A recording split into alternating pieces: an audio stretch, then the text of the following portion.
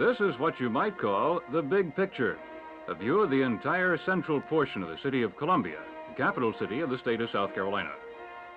If you are in the small plane from which these pictures were taken, you would also be able to see three rivers, the Broad and the Saluda, which combine to form the Congaree.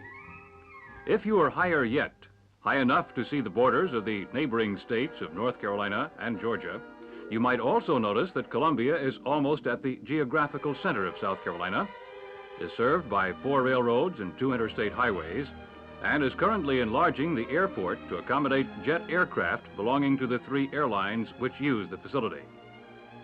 A bit of historical research might show that Columbia was deliberately situated at the midpoint between the northern or Piedmont area and the predominantly agricultural coastal areas. It has become known as the Midlands, and many times represents a compromise between the often divergent opinions of the upstate and downstate. Its founding fathers were many times wiser than they knew. The United States Army operates Fort Jackson on the eastern boundary of the city, which each year trains thousands of recruits in basic military skills, including the white sidewall haircut. The original city, authorized in 1786, was a square, 2 miles on a side, and the newer portions have followed that rectangular outlook. One feature you may have noticed is the large number of trees in almost every street. From the air, they give a garden-like atmosphere, and from the ground, a refreshing shade during the warm summer days. Across one street from the Capitol is the graveyard of Trinity Episcopal Church, the resting place of many formerly eminent South Carolinians, including 5 governors. The church itself, which is about 1 block away from where we are now, was built in 1846. If you were to stand to one side of the building and look up slowly, you would see this view of the Twin Towers.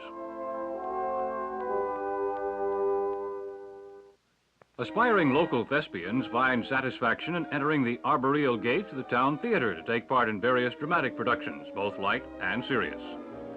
South Carolinians have long thought these productions most professional and entertaining, as the theater has been playing to large audiences for 45 years.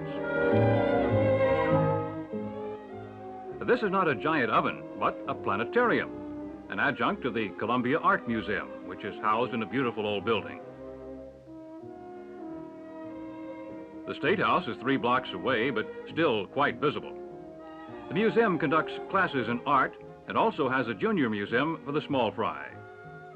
Incidentally, this particular view of the State House will soon never be seen again, as a multi-story state office building will block it. It might be well to note that this is Columbia's main street, which is 150 feet wide. Most of the other streets in the city are of comparable width, no less than 60 feet, and are even now able to handle both adequate parking and a large flow of traffic simultaneously. The hotel which you are now in is ahead, just to the right of the State House.